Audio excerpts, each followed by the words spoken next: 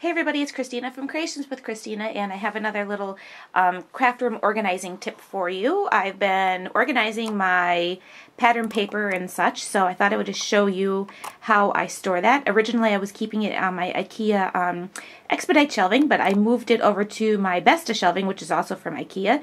And what I like best about the shelving is that I can adjust the shelves to be different heights and such. But let me start by showing you how I store my 12 by 12 paper. Okay, I keep all of my 12 by 12 papers on the right hand side on these two shelves right here, and my organizers that I use I got from Oriental Trading quite some time ago. And but you can also buy ones that are by Crapper Hopper that you can buy at Joann's and Michael's and get a coupon. And you know, I think they come. I think there's only one in a package. But I don't have a ton of 12 by 12 paper. I mostly use 6 by 6 or 8 by 8 paper pads and 8.5 by 11 cardstock. But what I do have, I do keep in these Crapper Hoppers. The first shelf is where I keep my pattern paper. So below the shelf of my 12 by 12 pattern paper is where I keep my cardstocks. I have the first two units right there are my pattern or my 12 by 12 cardstock, and I don't buy a lot of 12 by 12 anymore. I really very rarely buy it. I have a lot there. I'll use it up, and then when I get low or if I whatever, then I'll buy some more, but I'm not going to keep filling that up and not using it as much as I thought I would.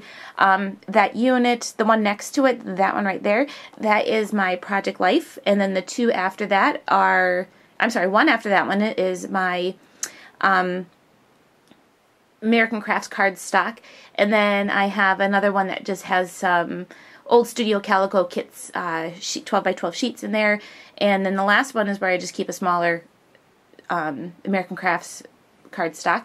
And then on the very edge, right there, is where I have my one and only 12 by 12 paper pad that I own, and I think that next to it is my Martha Stewart scoreboard.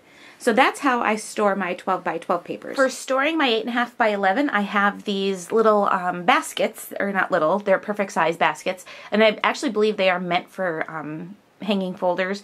I got them at Marshall's or TJ Maxx over the summer. I only bought two, and that's all they had, and I wish they had more because I would buy another one.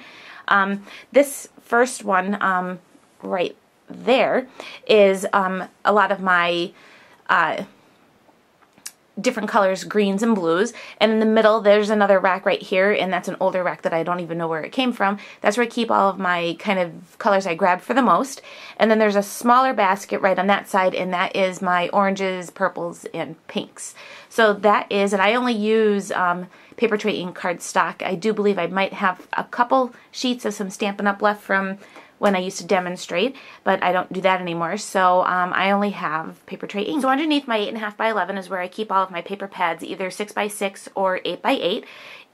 Right in the middle right there, that's a big basket that I got, and I didn't really plan on using it for 6 by 6 paper pads, but it worked out great.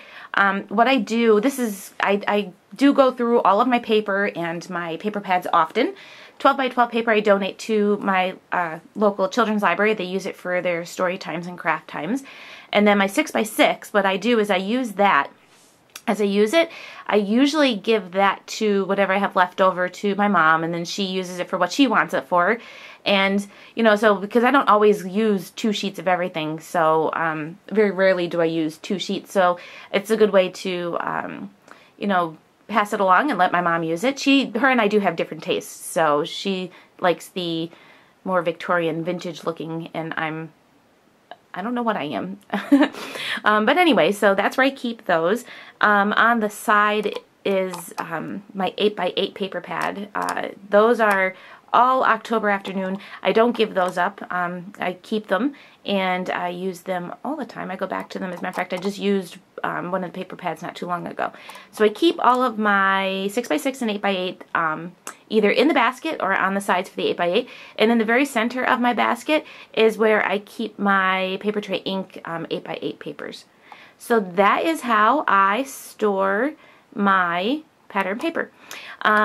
I'm glad you all seem to be really enjoying my craft and organizing videos. If there's anything you ever want to see, please feel free to leave a comment below or email me. My email's in the description of the video. or over on my blog, you could just use the contact me form. And I'd be happy to try to do a video on it. Alright everybody, thanks for watching. Bye!